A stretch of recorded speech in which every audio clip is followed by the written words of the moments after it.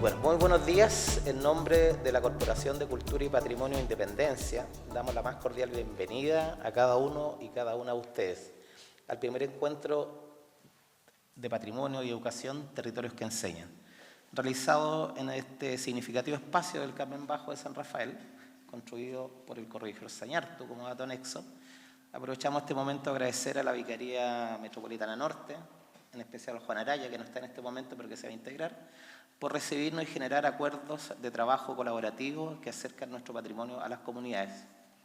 Hoy nos convoca un propósito común: reconocer el valor pedagógico del territorio, comprender el patrimonio como un recurso vivo que fortalece identidades, construye comunidad y abre nuevas posibilidades para los procesos formativos en todos sus niveles. Agradecemos la presencia de autoridades, representantes institucionales, docentes, investigadores e investigadoras, estudiantes, vecinos y vecinas, a quienes día a día trabajan para resguardar, estudiar y enseñar el patrimonio de nuestra comuna. Saludamos en particular a nuestra directora ejecutiva de la Corporación de Cultura y Patrimonio, Isidora Mulián, que pido un pequeño aplauso para ella, que está ahí en la esquinita.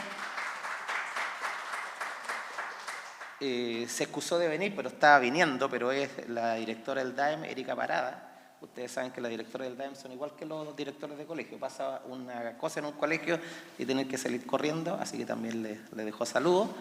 Y por supuesto, a Leonardo Mellado, del Archivo Nacional, que vamos a dar su reseña, pero que también es nuestro invitado y conferencista que está atrás para hacer desorden, por supuesto. Invitamos a dirigir, para iniciar este coloquio, unas palabras a la directora de la Corporación de Cultura y Patrimonio de Independencia, la señorita Isidora Mulián. Por favor.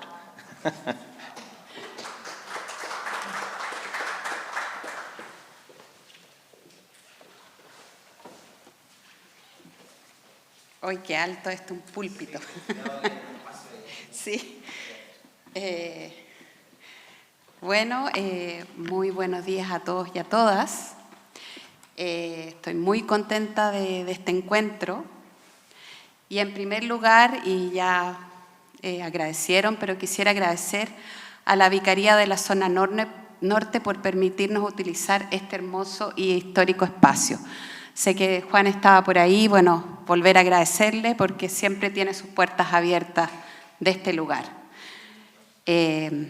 También quiero agradecer al equipo de Independencia Cultural, especialmente al área de producción, administración, comunicación, está por ahí Cristina y Camila, y por supuesto al área de patrimonio y educación, a Dante, a Net, a Silvana por todo el trabajo desarrollado. Así que muchísimas gracias. Agradezco también a todas y a todos quienes participan en las distintas instancias, compartiendo generosamente sus valiosas experiencias y reflexiones. Y por supuesto a quienes están participando como público de esta interesante iniciativa. Como sabemos, Independencia se constituye como un territorio que late, donde han convivido por siglos la cultura popular, la emigración, el comercio, los hospitales, las iglesias, la arquitectura, la memoria. Esto lo constituye como un aula permanentemente abierta y en proceso de construcción. Como institución suscribimos a la idea que el patrimonio no es una colección de monumentos, sino un recurso pedagógico que nos permite explorar nuestra propia identidad. Asimismo, creemos que el patrimonio es una herramienta que fortalece la convivencia intercultural en un territorio diverso, el cuidado del entorno y el sentido de pertenencia. Es con estas convicciones que creamos la instancia Territorios que Enseñan, primer encuentro de patrimonio y educación en la comuna, y en el que participan representantes de un universo múltiple: escuelas populares, museos, universidades, archivos, organizaciones culturales, liceos públicos e iniciativas personales, que portan experiencias provenientes de distintas vocaciones y territorios, todos, eso sí, con el convencimiento de que poner el patrimonio en el centro de los aprendizajes contribuye a la creación de una ciudadanía más crítica y más respetuosa de su entorno. Como Corporación de Cultura y Patrimonio de Independencia, asumimos el compromiso de continuar fortaleciendo, investigando el patrimonio con la certeza de que así contribuimos al arraigo territorial y a abrir nuevas posibilidades de aprendizaje y desarrollo local. Esperamos que las experiencias compartidas en esta jornada muestren que recordar, reconocer, proteger el patrimonio proyecta también el futuro y que debe ser construido siempre en comunidad. Damos por inaugurado Territorios que Enseñan, primer encuentro de Patrimonio de Educación en Independencia. Muchas gracias a todos por estar acá.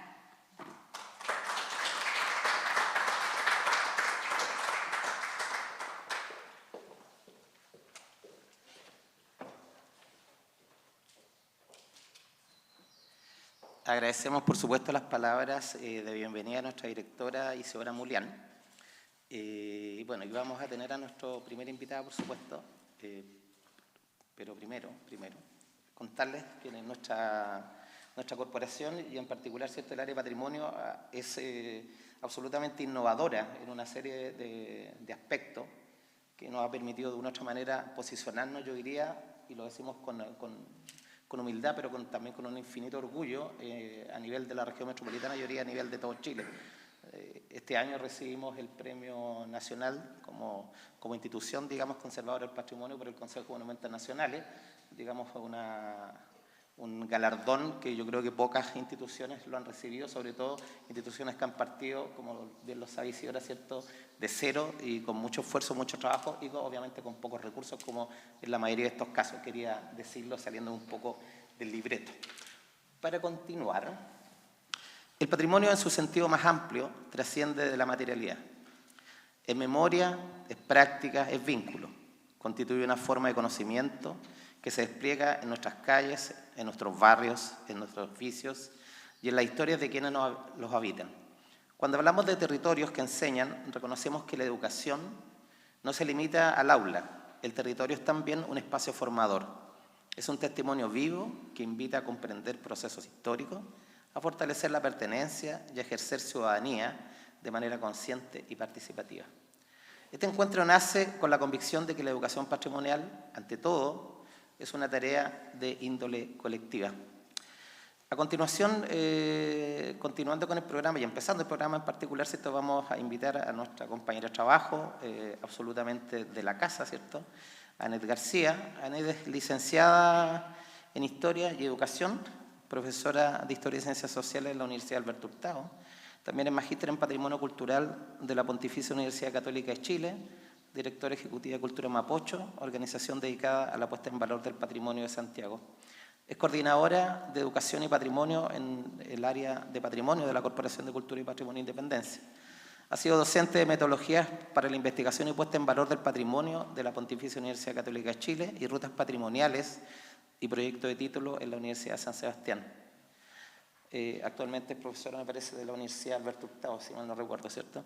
Es coautora de varias publicaciones, entre las cuales podemos nombrar Guías de recorridos por la memoria y el patrimonio de Lastarria, Guía de recorridos por Santiago, Población Manuel Montt, Tranviarios y choferes, una experiencia compartida de vivienda obrera en el barrio Independencia, y Conociendo y Construyendo Nuestro Patrimonio, guía para identificar y poner en valor el patrimonio de los barrios históricos de Independencia. A ello se suma también Rutas Patrimoniales Recoleta, Pensar el patrimonio desde la escuela, guía didáctica para utilizar el patrimonio de Independencia en el proceso de enseñanza-aprendizaje, y por último, Relatos de dictadura al norte del Mapocho. Te invitamos, por favor, Anet, a que realices tu presentación.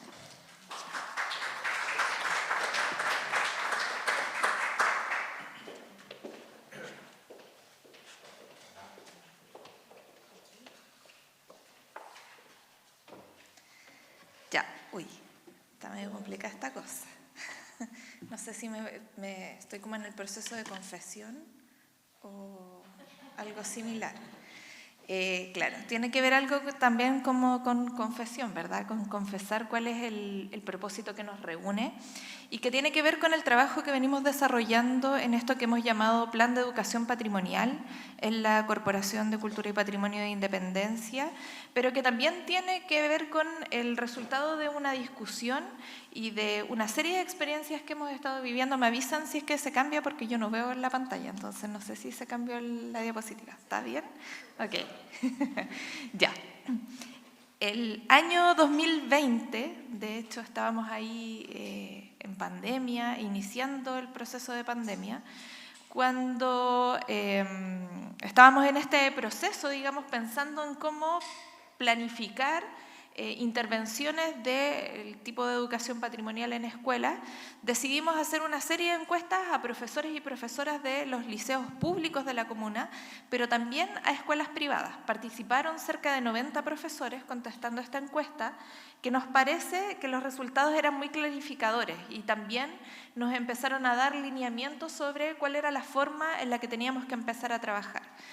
Y se le hicieron muchísimas preguntas a los profesores, pero entre esas rescato algunas que son las que aparecen ahí, donde le preguntábamos, por ejemplo, a los profesores cuál era el nivel de conocimiento que creían que tenían sus estudiantes sobre el patrimonio de la comuna, y las respuestas eran bastante categóricas al decir que muy poco. En general, ellos tienen una visión de que sus estudiantes conocen muy poco el patrimonio de la Comuna de Independencia. Eso tiene que ver también con la composición de este territorio, ¿verdad? Es un territorio que hoy día tiene una población migrante muy importante y por lo tanto ese proceso de adaptación, de reconocimiento y de identificación con el territorio es un proceso largo de construir. Lo interesante venía después, que era la pregunta hacia los profesores. ¿Cuál es el nivel de conocimiento que ellos creían que tenían sobre el patrimonio comunal de sí mismos? Y las respuestas seguían siendo muy bajas. Ellos reconocían que conocían poco el territorio y que tenían ganas de conocerlo.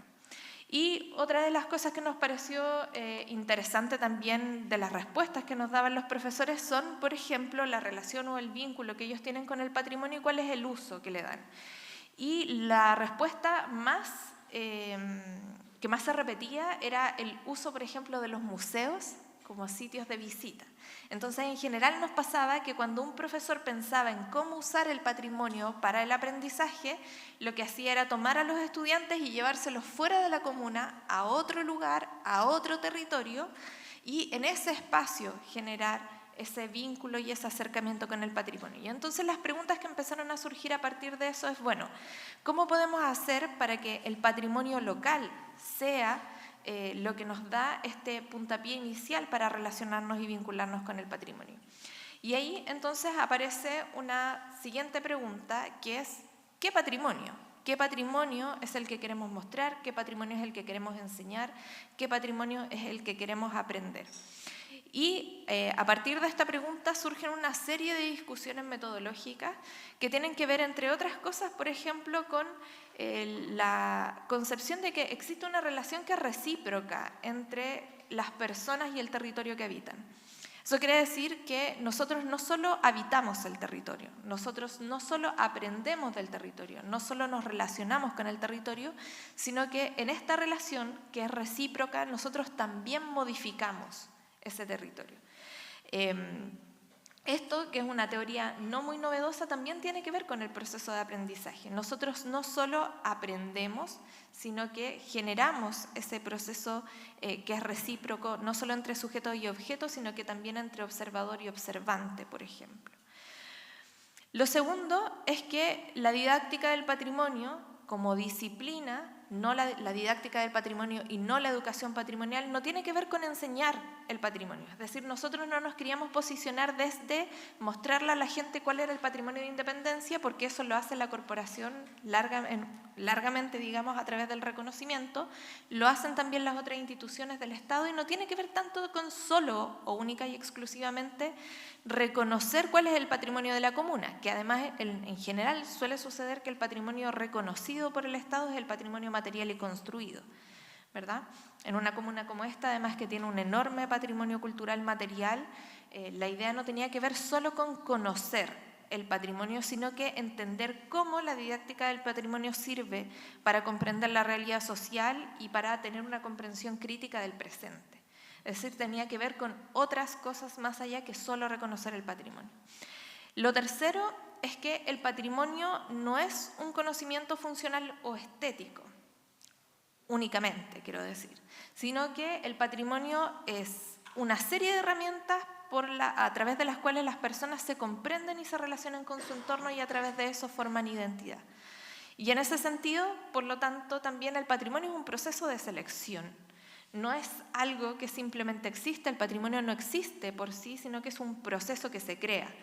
Yo siempre juego un poco con mis estudiantes diciendo que el patrimonio no es, sino que el patrimonio se hace, se construye. Y se construye en la medida en la que nosotros miramos, por ejemplo, nuestro pasado, y por eso tampoco es la historia, sino que miramos nuestro pasado, miramos los objetos, miramos prácticas, miramos saberes, seleccionamos de esos saberes elementos que nos importan y a partir de eso generamos o desarrollamos valores que pretendemos proyectar hacia el futuro. Y por eso este ejercicio de selección de aquellas cosas que nosotros queremos interpretar como parte de nuestro patrimonio es un ejercicio que es libre, es soberano y por lo tanto también debería ser profundamente democrático y participativo. A partir de lo mismo, por lo tanto, en la medida en la que seleccionamos, que interpretamos, también nos vinculamos con nuestro patrimonio a través de un ejercicio que es emocional. Cuando nosotros pensamos en nuestro patrimonio, siempre hacemos como una actividad de inicio, como de rompehielos, cuando trabajamos con distintos públicos, por ejemplo, pidiéndole a la gente que traiga un objeto personal, que nos cuente su historia. Una de las cosas que nos pasa, o nuestro primer sentimiento con el patrimonio, es la nostalgia. Cuando empezamos a recordar, sentimos olores, tenemos estos momentos de eureka, ¿verdad? Como cuando de pronto sentimos el olor a tierra mojada y nos acordamos de nuestra infancia, o cuando tomamos un objeto que nos conecta o nos vincula con alguien de nuestro pasado. Ese proceso es un proceso emocional. En las escuelas, hoy día es central y fundamental educar en las emociones. Necesitamos que nuestros niños, niñas, adolescentes reconozcan cuáles son sus emociones y puedan trabajar con ellas. Y por lo tanto el patrimonio también puede ser una gran posibilidad para poder trabajar desde la emocionalidad.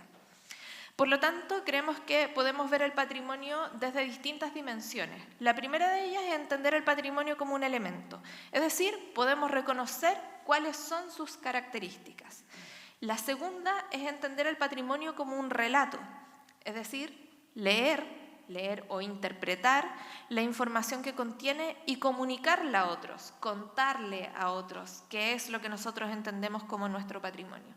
La tercera es como símbolo, es decir, interpretando cuáles son sus significados y valores. Y por último, como vínculo, es decir, interactuando con otras personas para poder formar identidad y comunidad. Eso en términos como generales. Ahora en términos prácticos, ¿qué es lo que sucede con la educación y el patrimonio? Bueno, en la Constitución Política de la República actual se le asigna a la educación, en el artículo número 10 específicamente, se le asigna a la educación el deber de resguardar, enseñar e incrementar el patrimonio cultural de la nación. Es decir, es un mandato que proviene desde la Constitución Política de la República y por lo tanto se asume que son las escuelas como espacios de formación de comunidades escolares las que tienen el deber de incrementar el patrimonio cultural de la nación. Sin embargo, y a pesar de que esto forma parte de la Constitución Política de la República, en el currículum la presencia del patrimonio es más bien minoritaria. Si nosotros observamos, por ejemplo, me imagino que hay varios profesores acá, lo que sucede es que los conceptos de patrimonio o los conceptos que están asociados al patrimonio como la identidad, la cultura, están mayoritariamente concentrados en el subsector de Historia y Ciencias Sociales o en el subsector de Historia y Geografía, ¿verdad? Entonces se asume que el patrimonio además está vinculado con la historia o que está relacionado única y exclusivamente con la historia. Aparece por ahí un poco de patrimonio en los subsectores de música y educación física. De hecho, estábamos hablando con Leonardo Mellado hace un rato sobre eso, pero que está mucho más vinculado con el folclore, ¿verdad? A los niños, educación física le toca todos los años enseñar los bailes de fiestas patrias. Y dan la vida por eso, y generalmente además intentan innovar y hacer cosas entretenidas para los papás, además, porque es una presentación. Pero, por ejemplo, y a pesar de que tenemos una riqueza de patrimonio natural y una diversidad absoluta de patrimonio natural, no aparece mencionado en el subsector de ciencias naturales, que debería ser el más cercano, digamos, a este conocimiento, nunca la palabra patrimonio. No aparece patrimonio en el subsector de ciencias naturales.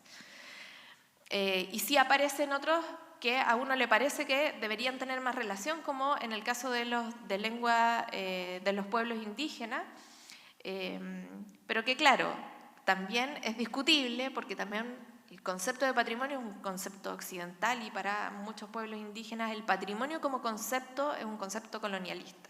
Entonces también es complicado trabajarlo desde estos espacios. Entonces, claro, el patrimonio existe, pero no aparece en el currículum, pese a que es un mandato, o no aparece tanto en el currículum, pese a que es un mandato incluso constitucional.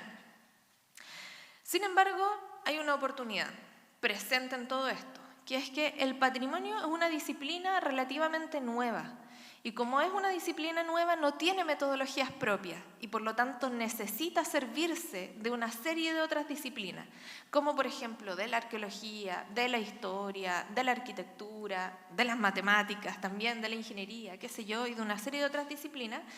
Y como no tiene una metodología propia y se sirve de otras disciplinas, por lo tanto, para poder construirse, tiene que hacerse de forma inter y transdisciplinar. Y entonces ahí aparece una oportunidad, sobre todo para el trabajo del aprendizaje basado en proyectos, que es parte de lo que nosotros queremos proponer, de hecho, en este encuentro.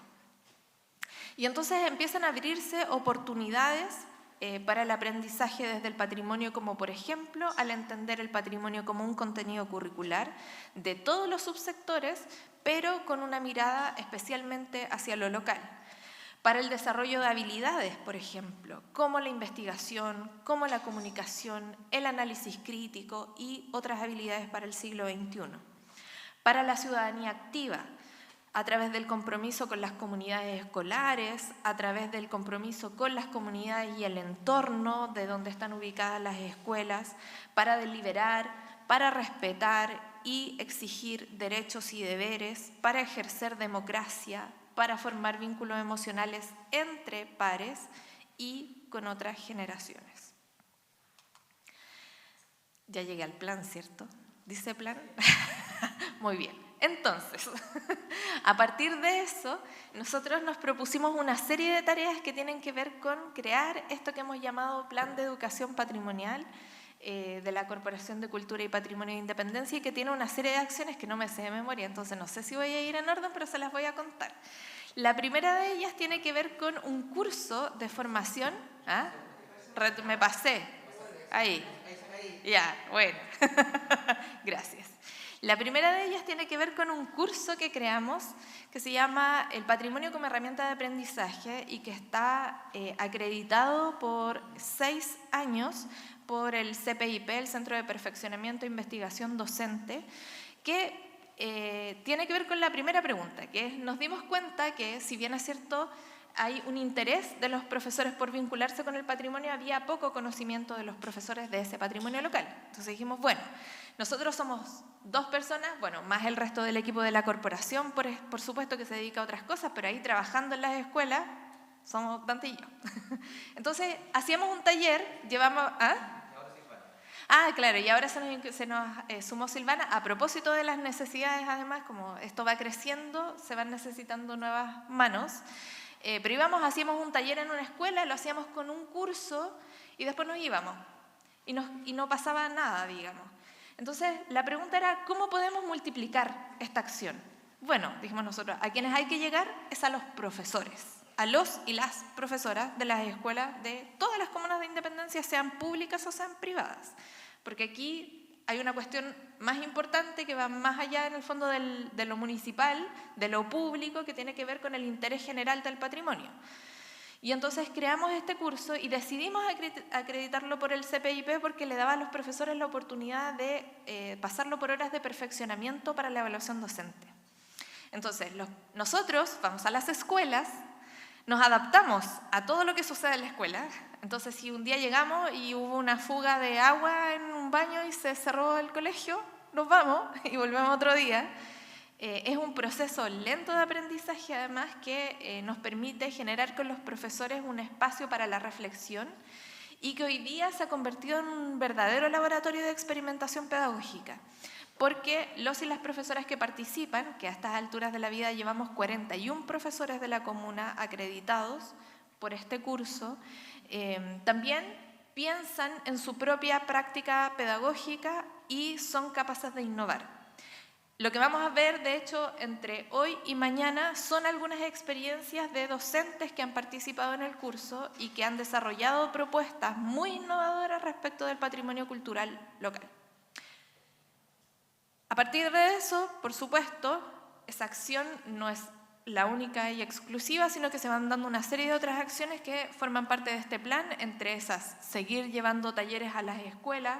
Este año tuvimos una serie de actividades muy significativas que después va a comentar, de hecho en la primera mesa, Dante, en la primera mesa, no, en la de juegos, estoy chamullando, en la de juegos, en la de la tarde, claro, le toca contar hoy día algunas experiencias muy entretenidas que hemos tenido, sobre todo a partir de la exploración y el juego en la corporación, pero también hemos desarrollado talleres de fotografía patrimonial, talleres de conservación preventiva, mirando siempre hacia la idea de poder fortalecer el conocimiento en torno al patrimonio y la vinculación del patrimonio local.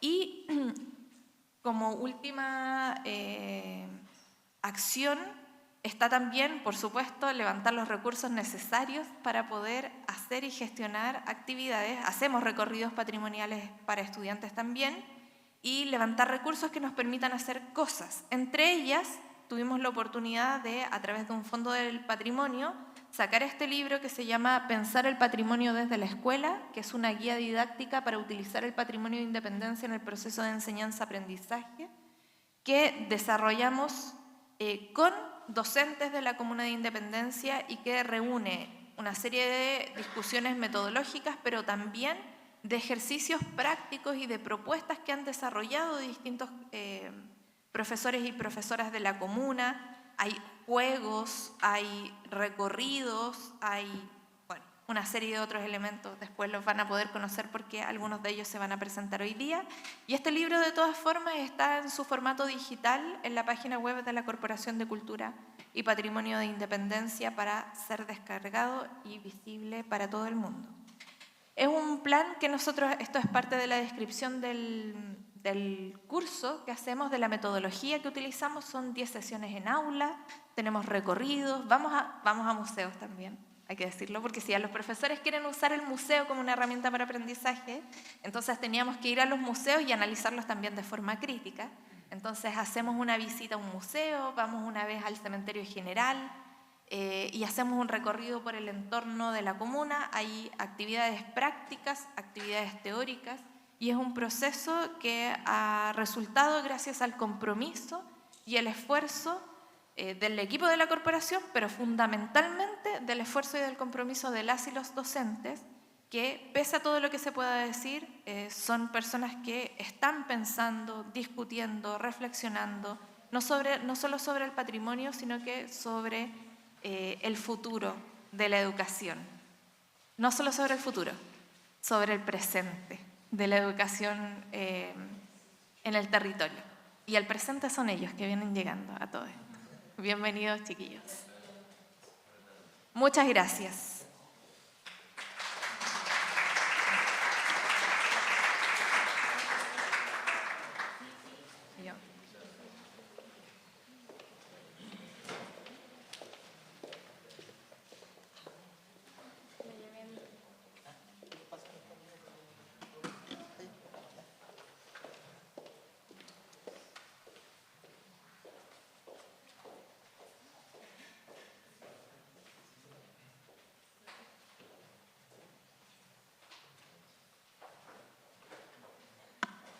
Agradecemos profundamente a ANET en esta exposición por la labor sostenida en la escuela, en los centros educativos, organizaciones comunitarias y diversos actores del territorio. La ANET, la corporación nosotros llevamos 11 años, me parece, Isidora, y la ANET se incorporó como hace 6, o sea, prácticamente está un poco como el 2018, pero en realidad como oficialmente el 2019, y quiero agradecerle personalmente porque ella ha hecho un aporte significativo a la relación con los colegios y a la vinculación con los mismos.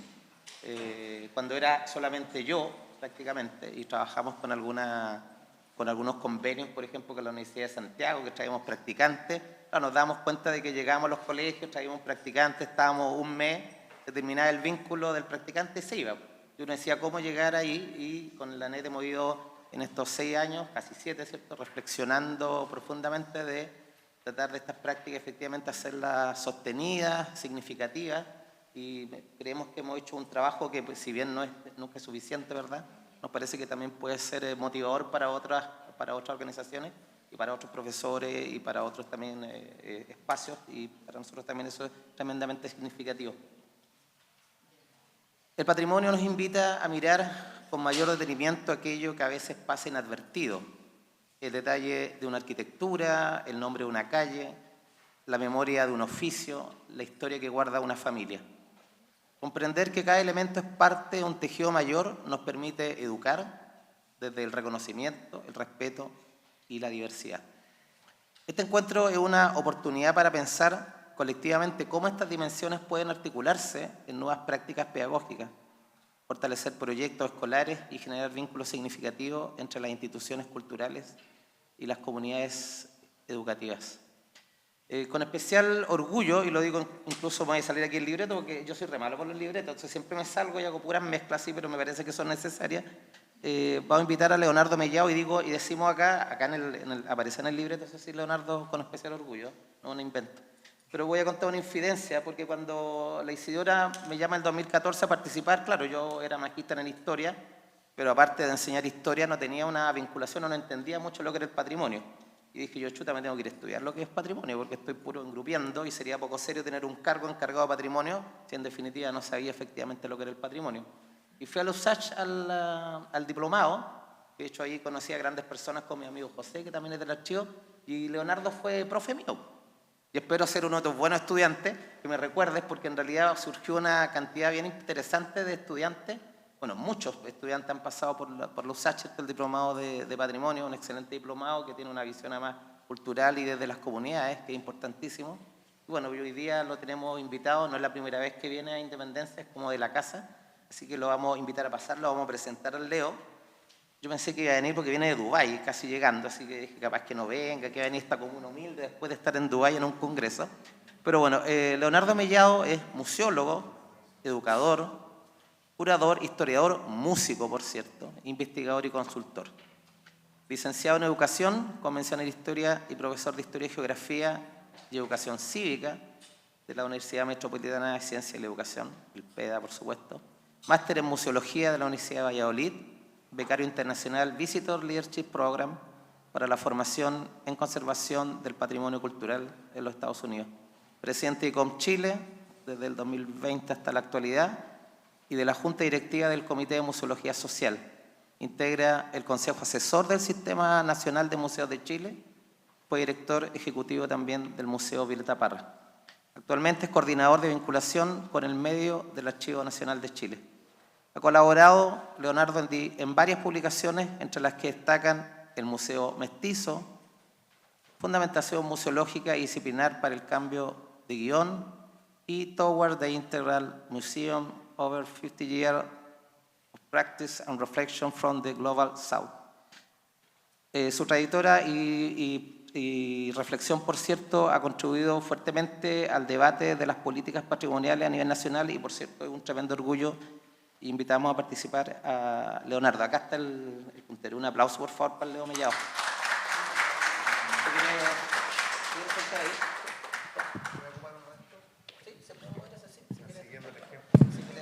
Siguiendo el ejemplo de Dante, gracias Dante. Buen alumno, de verdad.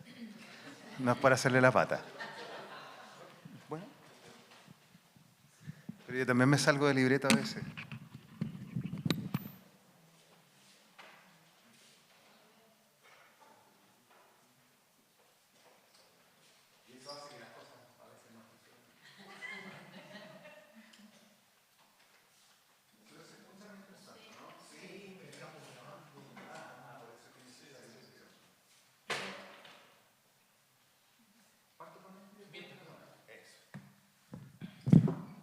Bueno, primero que todo agradecer la gentil invitación de mis amigos, ¿no? Dante, Anet, que me escribió, ahí está Anet, hace un tiempo ya. Y bueno, aquí estamos, ¿no? Contentos, dispuestos a poder aportar, pero más bien a conversar con ustedes, porque es muy probable que muchos de los conceptos a los que yo haga referencia a ustedes ya se los sepan. Entonces, más allá de decirles esto casi como una iluminación, es en realidad establecer como una reflexión a partir de esos conceptos de los que ustedes muchas veces ponen en práctica, ¿no? Para ver cómo estos se van relacionando unos con otros en una construcción de una idea, de una práctica que es la de la enseñanza. Entonces, voy a detenerme muy someramente, porque tampoco tenemos todo el día para esta exposición, ¿no? Tenemos todo el día para después digerir algunas cosas y, por supuesto, intercambiar las experiencias que ustedes también tienen. Territorios y lugares, personas y comunidades, desinvisibilizar, identificación e identidades, procesos colectivos de elaboración de la memoria, patrimonios locales y agentes patrimoniales. Y tal como me señaló Dante en la presentación, yo trabajo en el Archivo Nacional. Entonces, parte de los conceptos y de lo que yo les voy a ir contando va a estar en directa relación con un programa, un proyecto que realizamos en el Archivo Nacional, que partió incluso fuera del Archivo Nacional, que se llama Memorias del Siglo XX. No sé si han escuchado hablar de él. ¿Les suena? No es memoria chilena, se suele confundir con memoria chilena que está en la Biblioteca Nacional, que aparece una mariposita. No, este es Memorias del Siglo XX. Después pueden buscarlo, www.memoriassiglo20.cl. Porque, bueno, allí hay una práctica que viene realizándose desde ya 18 años. Este es un proyecto que este año está cumpliendo ahora en noviembre 18 años de existencia, y que tiene una relación directa con las comunidades en los territorios, ¿ok? Y que pone de relieve prácticamente todos estos conceptos que hoy en día por los que vamos a pasar. Bueno, el primero de ellos, y que es el que nos convoca dentro de esta instancia, es el de territorios.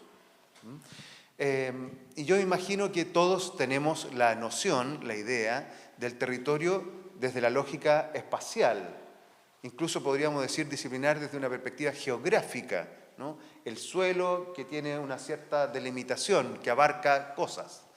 Pero también, y aquí yo me quise colgar de un geógrafo tremendamente potente, que ya no existe, brasilero, pero que me marcó mucho en mi formación y también en la reflexión disciplinar, que está ahí, Milton Santos, ¿no?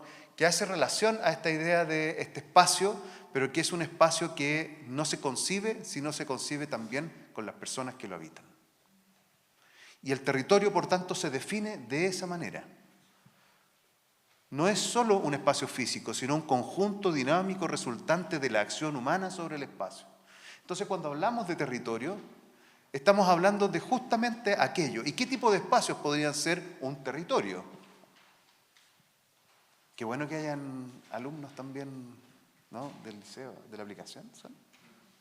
Bienvenidos, me gusta esto. Intergeneracional también, eso es bueno. Por ejemplo, ¿qué tipo de espacios podríamos decir que se pueden entender como un territorio?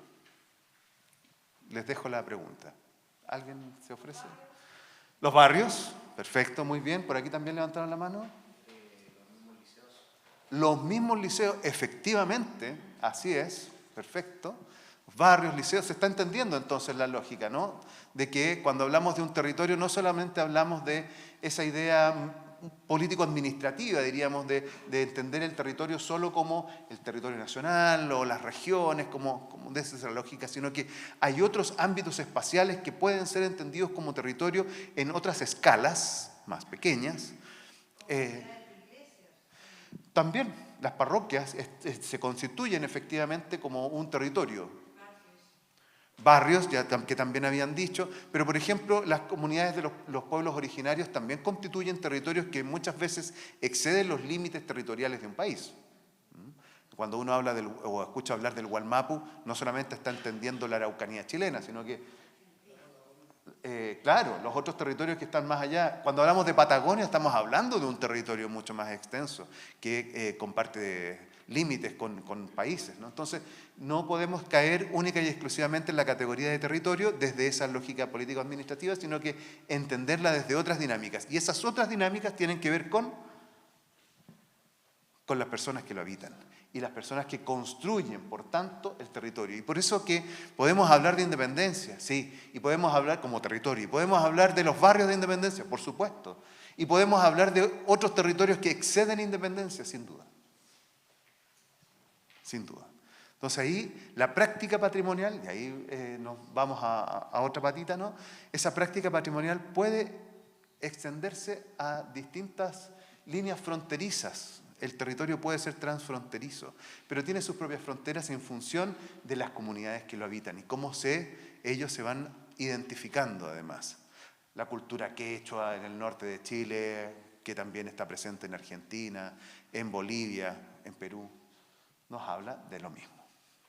¿Ya? Entonces, cuando se atribuye a un grupo humano complejo, un pueblo, una nación, una sociedad, se convierte en uno de los integrantes fundamentales de su proyecto común. Entonces, Dante hablaba, ¿no?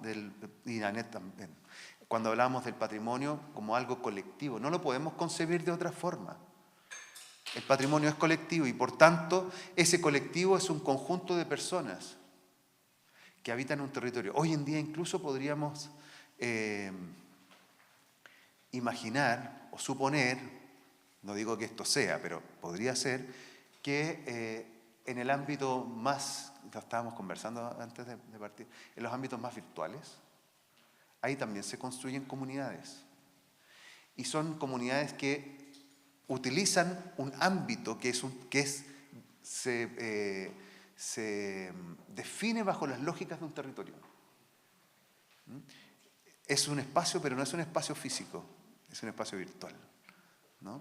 Entonces, quizá podríamos también empezar a entender ese patrimonio, ese territorio, esas identidades, esas comunidades que están allí y cómo habitan ese espacio, donde hay un lenguaje especial, donde hay signos, símbolos y una serie de elementos comunes que identifican a ese grupo que participa de ese espacio, quizá un territorio, ¿no? Esto, por supuesto, entonces nos hace pensar y suponer que tenemos una gran posibilidad de entender el territorio, no solamente en lo físico territorial, sino que también en otras instancias.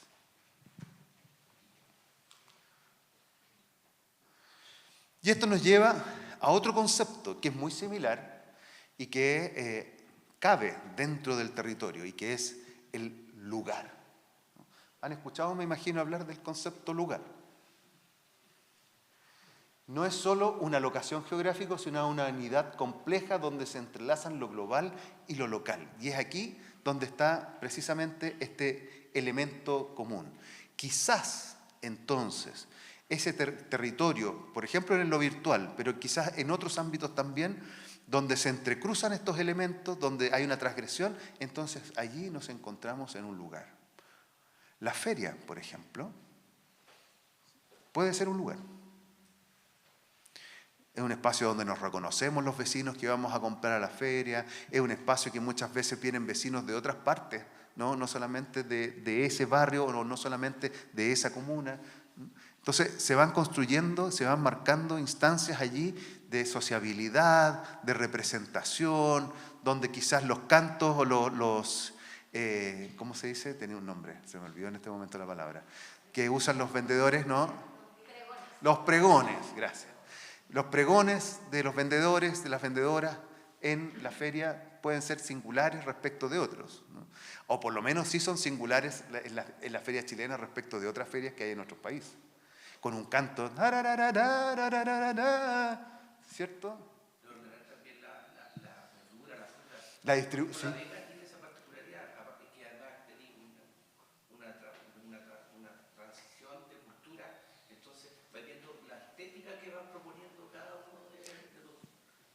Exacto, exactamente. Y además pasa ahí algo, no sé si desde afuera nos pudieron escuchar, pero si es que entra el micrófono. Pero además tenemos que entender que esos territorios y que estos lugares tampoco son fijos en sí mismos, ¿no? También van mutando, se van transformando, se van cambiando en la medida que las dinámicas de las personas también se van transformando. Entonces, producto de la migración puede haber cambios, sin lugar a dudas. Pero producto de procesos políticos también. O sea, por distintas razones, esos lugares, esos territorios, ¿no?, tienen que irse ajustando y se van resignificando. O sea, van adquiriendo nuevos significados. No necesariamente perdiendo otros, sino que pueden ir creciendo en cuanto a significados. Y esto es bien importante porque algo que es necesario comprender respecto del patrimonio cultural es que este se resignifica, adquiere nuevos sentidos y nuevos significados. Esta iglesia, ¿no es cierto?, del Carmen Bajo, ya no es lo mismo que era hace 100 años atrás. Ha ido cambiando, pero hasta aquí. Y ahora estamos nosotros aquí reunidos. No para hacer una plegaria necesariamente, ¿no? Es un producto de la interacción entre la materialidad de los objetos, algo que es importante porque es desde allí donde se empieza a construir la idea de patrimonio, ¿no? Hoy en día tenemos una idea mucho más amplia de patrimonio, evidentemente, con el patrimonio inmaterial, pero partió siendo una cosa bastante más acotada y fija. Y las prácticas sociales entonces que dan sentido los flujos, donde el pasado y el presente coexisten de manera dinámica y además conflictiva, ¿no?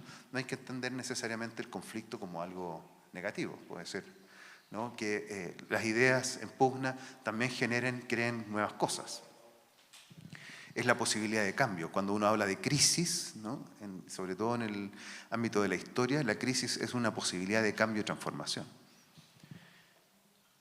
Ahora, este lugar tiene algo que aquí yo lo agregué de inclusivo, pero además de exclusivo, porque el lugar lo hace distinto a otros lugares. Un lugar se diferencia por sus particularidades respecto de otro lugar, si no, no sería un lugar, ¿no?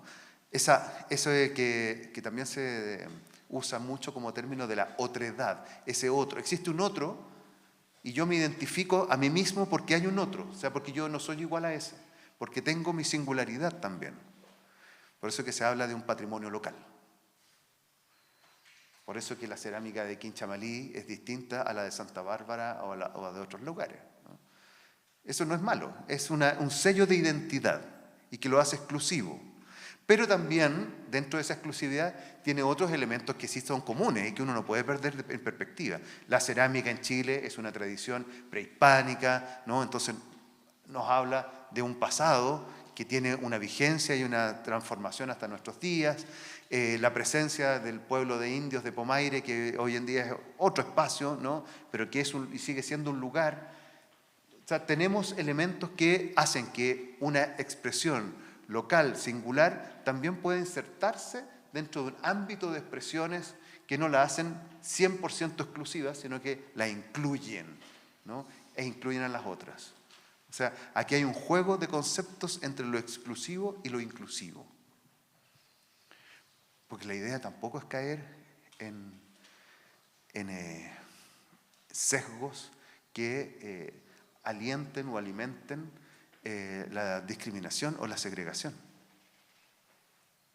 Entonces, en la medida en que tú también me puedes aportar, yo también te puedo aportar, construimos juntos, ¿no? Pero eso de que tú estás allá, yo estoy acá, y aquí nos quedamos, es el multiculturalismo. ¿Han escuchado hablar del multiculturalismo? Es eso, es reconocer, identificar las particularidades, pero dejarlas ahí en su lugar. Cuando lo más importante de todo esto es que las relaciones humanas lo que hacen es construir nuevas cosas, nuevos procesos. Y esa es la interculturalidad, ¿no? Entonces, entender el lugar como un espacio intercultural. Un espacio que es social, por una parte, pero que también es un espacio simbólico. Hay muchos territorios que no están, y lugares que no están definidos con un límite, así como con una línea segmentada. Pero los que lo habitan saben. No, hasta aquí llega mi barrio, ¿no? ¿Cierto? Y cuando uno ¿Sí? Yo lo estaba pensando, yo soy de Independencia de toda la vida. Mis abuelos llegaron. Entonces, lo que nos pasa, y hablando con otras personas que han vivido siempre en Independencia, y los que vienen hace muchos años, lo que nos pasa, nosotros llegamos aquí y ya, voy a esperar un cuarto de hora a la micro y empezamos a caminar. Y no nos damos ni cuenta que estamos en Gamero y ya no importa que no tome la micro el fútbol. Y yo me meto por Gamero para allá, me voy por Escanillo, por Maruri y yo ya estoy en el barrio. Ya no necesito tomar la micro. Pero si estoy en Besanilla vengo a la feria y ya vengo a la feria a pie y ya estoy en mi barrio. O sea, no necesito, uno ya cruza para acá y ya está en el barrio. Exactamente, eso ocurre. 15 cuadras para allá donde yo vivo. Eso que tú estás señalando precisamente obedece al espacio simbólico, ese lugar con el cual yo me identifico, que puede tener 4 cuadras, 5 cuadras, 10 cuadras, pero yo vivía y me crié cuando niño en el barrio Yungay. Y cuando tenía que salir a estudiar afuera del barrio, ¿no? Ya me sentía, cuando estaba en San Pablo, ya decía, ya estoy en mi casa, ¿no? Y tenía que caminar cuadras, no era tan cerca, pero me sentía seguro, me sentía como que estoy en el espacio que pertenezco, ¿no? Y eso mismo, ahora aprovechando que comentaba que vengo bajando del avión, entonces me tocó estar en un encuentro internacional en Dubái, ¿no? En las torres, y tremenda cuestión, un país riquísimo, ¿no? Pero lo interesante de eso es que se potenció algo que se venía potenciando desde hace tiempo. Esto lo cuento como una anécdota, pero que dice relación con lo que estamos hablando. Cómo los latinoamericanos que estábamos allí nos hicimos así como fuertes, nos agrupamos, sacamos la voz, sacamos incluso muchos representantes en distintos comités de investigación, porque nos hicimos notar, nos hicimos ver y nos sentíamos que estábamos en nuestro barrio. Nos llamamos La Casita, porque en otra instancia donde nos reunimos, que fue en Praga, había una casita chiquitita donde entran los niños a jugar en un museo, y eso lo ocupamos para habitar. Y cuando había que juntarse a conversar algo, nos íbamos, juntémonos en La Casita, y quedó como La Casita, y nos seguimos llamando La Casita, los latinoamericanos, porque como que Latinoamérica y Caribe, en realidad, nos agrupa, y es una concepción simbólica del espacio. No estamos presencialmente allí, pero todos los que somos de allí nos sentimos tremendamente identificados, pese a nuestras diferencias, ¿no? Incluso políticas.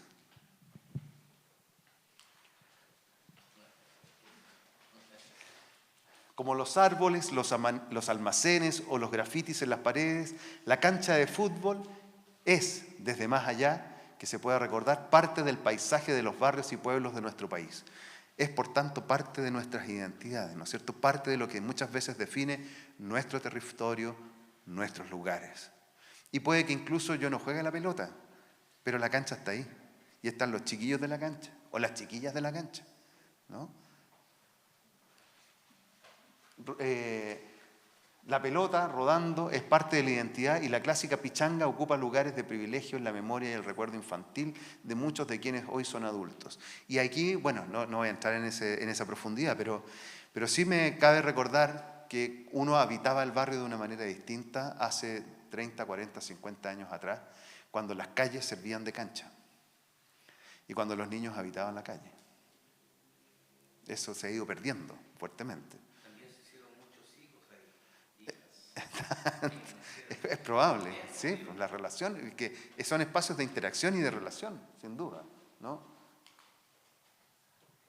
Entonces, el espacio tiene significado con relación a la vida colectiva de los sujetos que ocupan los lugares. La unidad colectiva, es un sujeto social que, en sus formas más estructuradas, tiende a tomar las riendas de su existencia y a controlarla, defenderla y dirigirla. Sino para qué están los clubes de barrio, las juntas de vecinos y una serie de otros tipos de organizaciones, ¿no?, en las que las personas interactúan. Y cada uno puede ir creando sus propios grupos en función de sus propios intereses, ¿no? Si están los clubes de fútbol, o de rugby, o de boxeo, o de lo que sea que quieran jugar. De rayuela, qué decir, ¿no? No existe la colectividad sin una conciencia colectiva, y ese es otro elemento importante para poder entender el territorio, para poder entender el barrio y para poder entender, por consiguiente, qué es lo que vamos a enseñar y qué es lo que queremos que otros aprendan. Espontánea o reflexiva, más o menos clara, a través de la cual, ¿no?, la individualidad del conjunto mantenga su unidad y resista a las fuerzas disociadoras. Y ya hemos estado hablando de esto, ¿no?, de las personas y de las comunidades. ¿Qué vamos a entender sobre todo por comunidades? ¿No? Como todo grupo o colectivo de personas que comparte elementos comunes que le otorgan algún tipo de identidad. Todo esto que hemos estado hablando previamente respecto del territorio y del lugar, lo entendemos en función de la comunidad. Entonces, territorio y comunidad no se disocian, son socios. Para que exista uno necesitamos del otro. Entonces, si en la escuela trabajamos, me refiero a la escuela como el liceo, como cualquier otro ámbito en que vamos a estar aprendiendo, tenemos que entender esta dualidad. Son comunes. Y lo más importante de todo esto, y por eso es que lo quise colocar ahí, porque no voy a entrar en un ámbito filosófico para definir el ser, ¿no?, qué es lo que es una persona. Pero sí, lo importante es entender que de quien estamos hablando en todos estos aspectos es de las personas. Hablamos de personas, cuando hablamos de territorio, cuando hablamos de memoria, cuando hablamos de historia, cuando hablamos de patrimonio, cuando hablamos de comunidades, hablamos de personas. Esto lo quiero recalcar porque muchas veces deshumanizamos nuestros actos y nuestros quehaceres. Cuando enseñamos una disciplina, a veces no nos damos cuenta que estamos hablando de, por una parte, constructos intelectuales desarrollados por personas. Y además, le estamos hablando a personas. Y quien lo está haciendo es una persona. Y esto en la escuela, esto pasa en los museos, esto pasa en los archivos, esto pasa en todos lados. Nos estamos relacionando entre personas y no podemos perder esa perspectiva. Y que por tanto nos relacionamos con otro ser, con sus propias complejidades, con sus problemas, con sus vicisitudes, no un bulto que está ocupando un lugar en el espacio.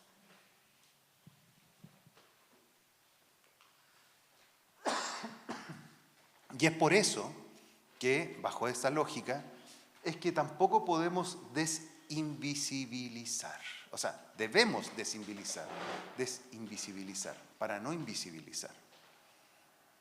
Porque nuestra historia, nos guste o no nos guste, esa historia, ese relato, ¿no?, que ha hablado de nosotros, se ha escrito muchas veces invisibilizando a otros, invisibilizando a las mujeres, invisibilizando a los sectores populares, invisibilizando a las infancias y juventudes, invisibilizando a los pueblos originarios, a los afrodescendientes.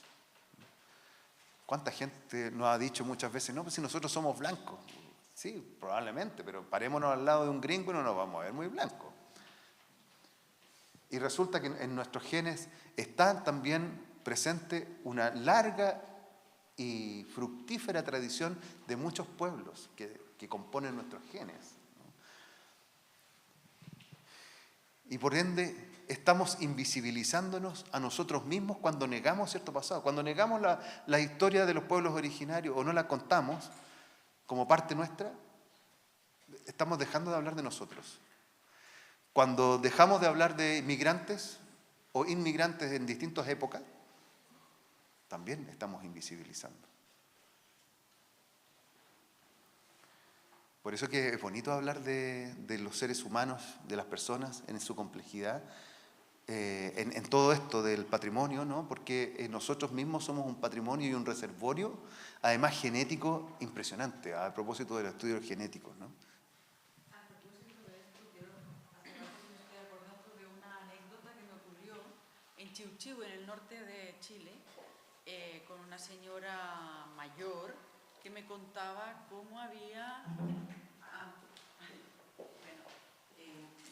Buen día, quiero contar una anécdota que me hace mucho sentido y me estoy acordando mucho de ella, la señora Rosa, que ya era mayor, ahora ya falleció, y en Chiuchiu, en el norte de Chile, me estaba contando cómo ella recordaba Que era de niña ese lugar y se remontó también a sus padres y abuelos. Y en un momento me comenta que eran bolivianos. Y yo, sumergida en la conversación, le digo, ah, ¿y de qué parte de Bolivia? Y me dice, de aquí. Claro, su familia no se había movido. Es el territorio el que sufre de repente. Y fue muy, muy bonito porque, claro, ella era chilena, pero también venía de... Y todo lo integraba. Entonces, me pareció muy bello, sí. Qué bonito, sí. Bueno, ahí hay un ejemplo de esa... de esto, al tiro, por el tema del tiempo. Pero voy a llegar, te voy a dar la palabra. Espérame un segundo. Mira, en la lista que tenías anteriormente, Sí. te faltan los adultos mayores. Ah, también. Tienes toda la razón, sí. Yo mismo discriminé, pero no... Lo que pasa es que cuando uno nombra a alguien, típico que... Está bien. Tienes toda la razón. No fue no tuvo ningún afán invisibilizador. Disculpe, yo creo que también era un cortito. Mira, lo que pasa es que en el Cortijo, la zona norte, a propósito de los invisibilizados que se empiezan a visibilizar, y resulta ser de que la plaza está tomada, no tomada, digamos, tomada en el buen sentido de la palabra, no abducida por un loncos, Peñis y Lamienes, que no nacieron en el Gualmapu, y ellos se reencarnaron energéticamente en el territorio del Cortijo además. Entonces, y viene toda la impronta y todo el Nehuen que resuena con ellos, sincronizan ellos con ese saber y lo comparten y crean la comunidad donde hay hombres, mujeres, transgénero, todo tipo, todo transversal, ¿cachai? Y por otro lado, llegan a propósito por el app o por el teléfono, llegan los venezolanos los fines de semana también a ocupar ese espacio, a compartir, a conversar, a beber, a bailar. Y por otro lado, hay una cuestión también anticapitalista que tiene que ver con esta idea de que los muertos hoy día no se velan en las casas, y bueno, y todo es express. Entonces, en este caso, el espacio ese termina convirtiéndose también en un lugar para velar. Hace un par de días atrás, a un amigo mío lo velaron en ese lugar 2 días, casi 3 días, que era lo antiguo. Y se está recuperando ese tipo de memoria. ¿Te fijas? Entonces, eso es fantástico. Genial, muchas gracias. Bueno, eso habla de la dinamicidad de los espacios también y de la interacción y de la apropiación. Hay un concepto que es bien importante que seguramente lo han visto, que es el de la apropiación social del patrimonio, ¿no? Por tanto, concebir los lugares como eso, como espacios propios también, donde yo tengo un derecho a interactuar allí. Bueno, y todo esto nos conlleva a un par de conceptos que es el de la identidad y el de la identificación, ¿no? Y por supuesto ahí puse un ejemplo de carnet de identidad que es el que uno puede descargar de internet, así que no estoy violando ¿cómo se llama? La información privada de nadie, ¿no? Es solo un ejemplo. Pero aquí abajito está una fotografía que sí forma parte, como todas las que ya he mostrado, del proyecto Memorias del Siglo XX que les conté al comienzo, que son imágenes donadas por personas de distintas localidades de Chile donde participa este proyecto, a propósito de ejercicios, ¿no?, en los que la comunidad pone de relieve los distintos momentos, memorias, historias que han sufrido y que a través de, sufrido en el sentido amplio de la palabra, que han vivido, vivenciado, y que por tanto quieren dejar un testimonio para la posteridad y para tanto sus generaciones como para otros, ¿no?, inclusivo, exclusivo. Y vamos a entender la identidad entonces como una conciencia de pertenencia y una identidad colectiva que los diferencia de otros grupos. El otro, ¿se acuerdan que hablamos de la otra edad? ¿Cierto? Constituida por elementos propios de una comunidad que, como es el idioma, las costumbres, etc. Esos son los rasgos. Y esta definición nosotros dentro del proyecto la usamos para poder entender ese trabajo de identidad. Porque pasa mucho, y es muy probable que ustedes como educadoras, educadores, como estudiantes, ¿no? Futuros ojalá educadores que necesitamos tanto en nuestro país, nos ocurre. Y es que muchas veces estamos ante un momento o una expresión o un bien patrimonial y no sabemos qué lo es. Hasta que nos damos cuenta que para Juanita, para Benito, para José, para quien sea, ¿no?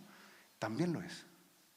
Y ahí nos damos cuenta que entre varios concebimos que el almacén de la esquina no es solo el lugar donde yo voy a comprar y abastecerme, o la cancha de fútbol, o cualquier otro espacio. Por eso que no es solo, esta identidad no solo se remite a lo que nos han contado. Sí. Hola, soy educadora de párvulos, estoy trabajando en Barnechea, pero vivo en Independencia, he vivido toda mi vida acá. Y me surge la pregunta a raíz de lo que tú comentas, si todo entonces podría ser patrimonio mientras existan como estas relaciones, esta memoria, estas dinámicas que se van construyendo y que van mutando con el tiempo. Súper buena pregunta, yo creo que también la van a plantear como parte de las conversaciones, pero todo es posible o susceptible de ser patrimonio, pero no todo es patrimonio. Finalmente termina siendo siempre una selección. Pero ¿quién hace esa selección? Es lo importante. ¿Quién la hace? Las personas. ¿Pero qué personas? Las que constituyen comunidades. Es la comunidad finalmente la que define qué es lo que a mí me identifica como colectivo, ¿ya? Porque yo puedo tener un patrimonio personal, sí, sin ninguna duda. Pero cuando hablamos de patrimonio cultural, estamos entendiéndolo de una lógica colectiva.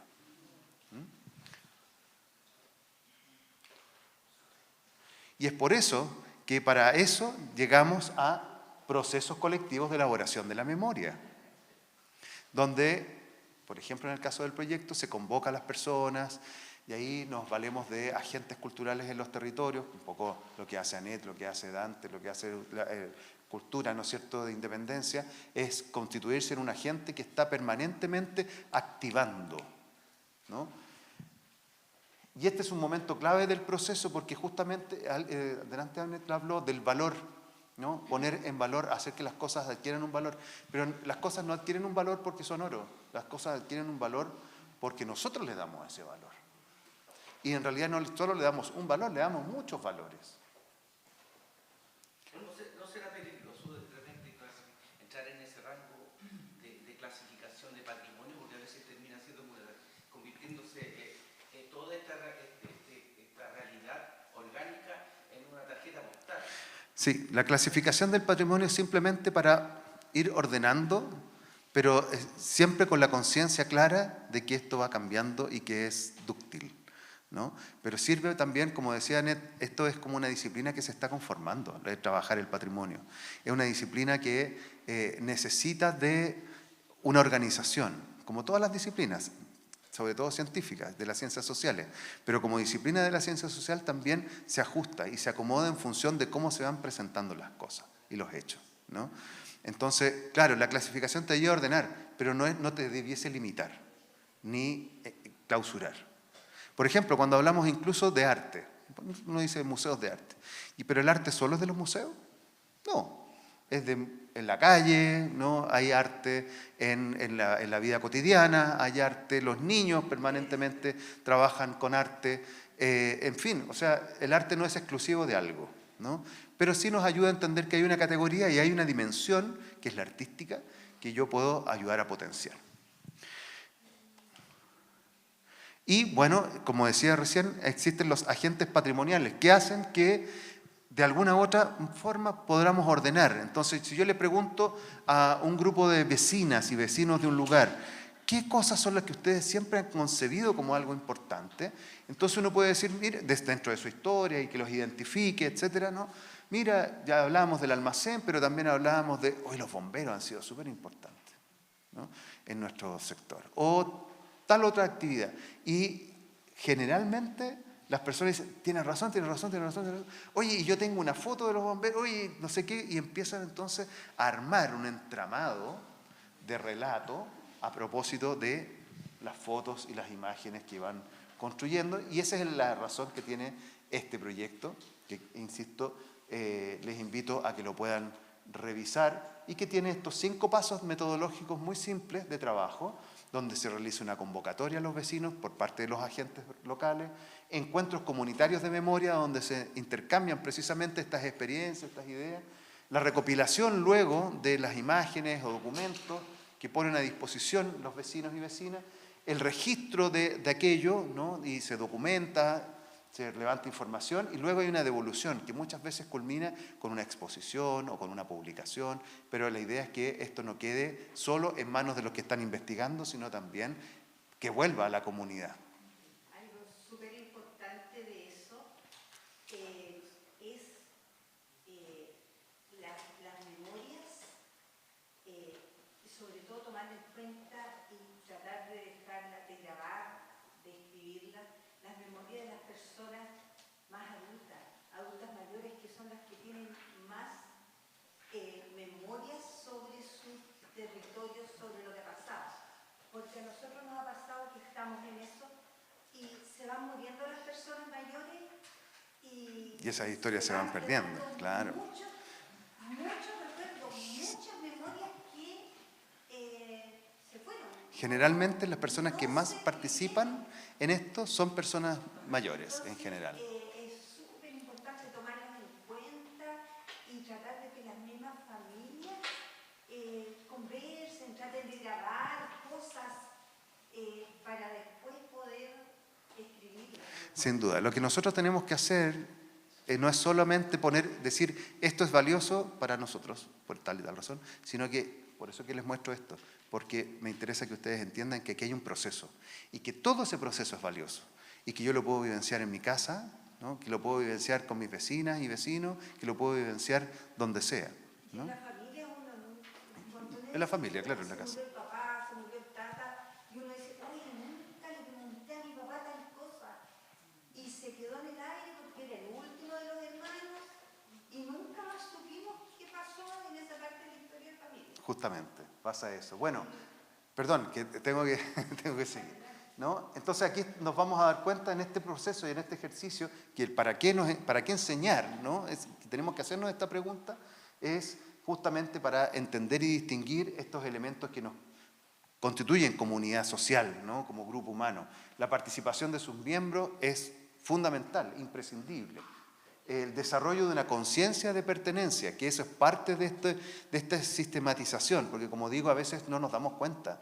A veces yo estoy ahí y no me he dado cuenta que pertenezco a algo y tiene que haber un proceso que activa esa conciencia y yo digo, tienes razón, soy de allí. Hay una localización en una determinada área geográfica, es intensa interacción entre sus miembros, o sea, ahí yo estoy dándome cuenta de que están todos los rasgos para darme cuenta de que hay una identidad, hay un patrimonio cultural, una memoria y una historia que se construyen, ¿no? Es un constructo social, no, esto no es natural, pero se va dando porque nosotros vamos tomando decisiones sobre eso como representación de la identidad local que nos ayuda a un empoderamiento, una legitimación del patrimonio, decir, esto que a mí me representa también es valioso, es tan valioso como un edificio político, ¿no? Por sobre todo las personas, pero por sobre todo las personas y las comunidades. Entonces, esa era como la reflexión final a partir de estos conceptos y los dejo invitados a que nos visiten en nuestros sitios porque tenemos varias cosas y desarrollos, hemos trabajado con infancia, con las adulteces grandes, ¿no? Pero la idea es seguir trabajando con todos, por si no es que ser excluyente. Así que eso, muchas gracias.